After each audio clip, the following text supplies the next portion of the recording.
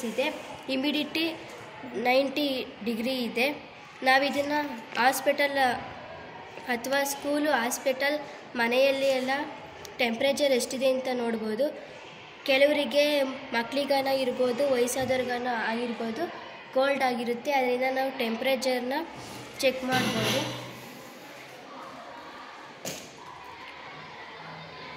Thank you.